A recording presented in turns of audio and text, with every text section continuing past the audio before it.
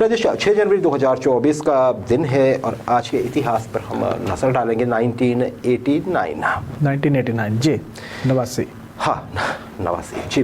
तत्कालीन प्रधानमंत्री इंदिरा गांधी जी जो थी जी, उनकी जो जिन्होंने हत्या की थी, उनके ही बॉडीगार्ड्स में से उनमें से एक जो उसमें कॉन्स्पिरेटर थे, उन दोनों लोगों को आज के दिन फांसी पे चढ़ा दिया गया था, है ना जी। एक जो हम जानते हैं कि एक जिन्होंने उनके बॉडीगार्ड में से एक ने जो फायरिंग की थी प्रधानमंत्री पे, उनमें से एक जो थे उन्हें तो उसी टाइम पे जो आईटीबीपी के जवान थे वहाँ पे वो क्रॉस फायरिंग में ढेर कर दिया हो गया था।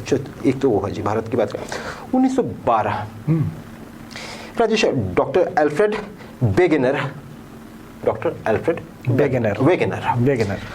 इसको आप वेगेनर भी पढ़ सकते हैं क्योंकि जी है वहाँ पे, पहला मुझे लग रहा है ये वेगेनर है, तस्वीर दिखा रहा है। हाँ बिल्कुल, ये जर्मनी के हैं जी, थे। तो जैसे 1912 की मैं बात करूँ, पहले मैं इनके बारे में बता देता हूँ ये क्या थे। ये एक तो क्लाइमेटोलॉजिस्ट थे, क्लाइमेट के बारे में मतलब बिल्कुल है ना, जियोलॉजिस्ट थे जी, भूवैज्ञानिक, हाँ, जियोफिजिसिस्ट थे, अब आ जाइए, मीटियोरोलॉजिस्ट थे, और साथ में ही पोलर रिसर्चर थे। ध्रुवों पे जाके भी इन्होंने जांच की, मतलब है ना, क्लाइमेट का इनको बहुत नॉलेज था, सब बहुत कुछ किया है इन्होंने। लेकिन आज जिसका जिक्र कर रहे हैं हम, तो आज जब भी डॉक्टर वेगेनर साहब का नाम लिया जाता है तो उस चीज़ के लिए लिया जाता है जो आज इन्होंने सामने रखी। इन्होंने एक हाइपोथेसिस रखी, एक थ्योरी रखी कि जो पृथ्वी जो है उसमें जो कॉन्टिनेंट्स हैं, जो महाद्वीप है, अलग अलग है, जैसे हम एशिया में रहते हैं, ये कभी इकट्ठे थे और ये खिसकना शुरू हुए, एक दूसरे से दूर गए और अभी भी जा रहे हैं। इसे कॉन्टिनेंटल शिफ्ट का नाम दिया उन्होंने कि ऐसा होता है। 1911 की 12 की बात है। जो उस टाइम पे बाकी लोग थे उन्होंने बहुत विरोध किया कि महाराज जी क्या बोल रहे हैं, उलझुल, ऐसा कैसे संभव है, पृथ्वी कैसे दूर जा सकती है, जबकि हमें पता है कि नेट एक जगह पे है, जुड़ी हुई है। हाँ बिल्कुल, लगभग बॉल जैसी चीज़ है और उसमें पानी है और पृथ्वी कहाँ घूमेगी, ये तो कुछ समझ की बात हुई नहीं, माना जी किसी ने। लेकिन 1950 में ये साबित लग पड़ा होना है कि नहीं, डॉक्टर साहब जो है वो अपनी जगह सही है, कॉन्टिनेंटल शिफ्ट हुई है। कभी ये भी इकट्ठे पढ़ते हैं ना गोंडवाना लैंड कि एकदम इकट्ठा था, उसमें बताया जाता था कि फिर ये टुकड़े होने लगे। कैसे लगा ये पता राजेश? ये पता लगता है एक दूसरे से दूर होने का, प्लेट टेक्टोनिक्स अभी जो एक थ्योरी है हमारे पास है, बिल्कुल वो इसी पे बेस्ड है जो कि डॉक्टर वेगेनर साहब ने कहा।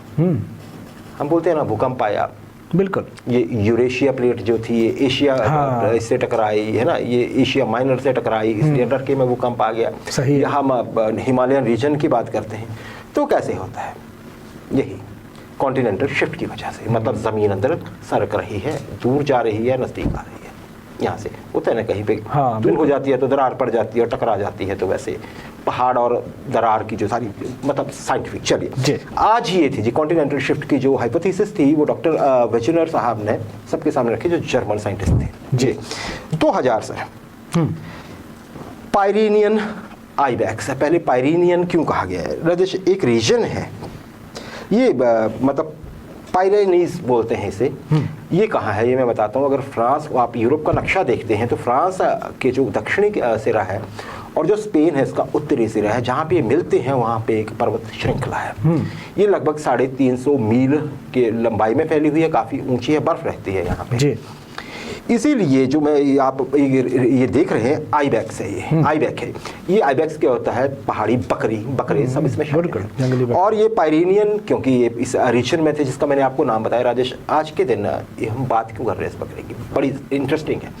आज के दिन ये नस्ल खत्म हो जाती है, वर्ष 2000 की बात है। नस्ल खत्म क्यों होती है? पहले तो मैं आपको ये बता देता हूँ कि बहुत ज़्यादा होते थे 19वीं शताब्दी तक, 1800 कुछ सन तक के बहुत ज़्यादा इस एरिया में होते थे जी। लेकिन फिर लोगों ने इसका शिकार, हाँ बिल्कुल, शिकार करना शुरू किया। उन्हें लगा कि बहुत टेस्टी है खाने में।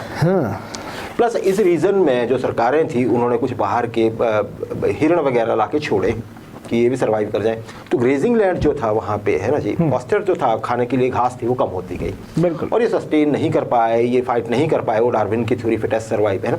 तो इसमें क्या हुआ जी कि धीरे धीरे कम होने लगे, पता लग गया। फिर एक बकरी बची हुई थी जी आज के दिन, उसकी भी मौत हो गई। उसका नाम सेलिया था, ये सेलिया था। सेलिया। इसकी डेथ कैसे होती है, इसके ऊपर एक पेड़ गिर जाता है रात को और ये भी मर जाती है। बड़ा दुख मनाया जाता है वैज्ञानिक बिरादरी में। हमें लगता है कि चलिए कोई बात नहीं, और बकरियां बहुत है, इनका क्या करना है, लेकिन ऐसा है नहीं। फिर तो कुछ खत्म होता है। राजेश, हमें जानते हैं वो डॉली बकरी हुई थी ना, भेड़ हुई थी ना पहले, क्लोनिंग टेक्निक थी। तो इसके भी आइबेक्स के इन्होंने सैंपल्स रखे हुए थे। तो क्लोनिंग की टेक्निक से एक और जो थी, आप ये देखिए एक्सटिंक्ट हो गई, ये प्रजाति दुनिया से खत्म हो गई। एक और तैयार किया गया क्लोनिंग से बच्चा, वो भी एक मादा निकली, पर राजेश वो कुछ घंटों बाद उसकी भी डेथ हो गई। अब देखिए दो चीजें जुड़ी हैं, एक रिकॉर्ड है और दो तरह का रिकॉर्ड है इसी बकरी से जुड़ा हुआ। ये पहला और एकमात्र ऐसा जंतु है जिसे एक्सटिंक्ट होने के बाद, लुप्त होने के बाद फिर से जिंदा किया गया। क्या बात। और ये भी कि फिर जिंदा होने के बाद मर गए। मतलब ये दो बार ये प्रजाति पैदा हुई, एक बार तो जब सारे पैदा हुए होंगे तब, और एक बार जब साइंटिस्ट ने दोबारा किया। दो बार ये प्रजाति पैदा हुई और दोनों ही बार खत्म हो गई। एक बड़ा रिकॉर्ड है जी।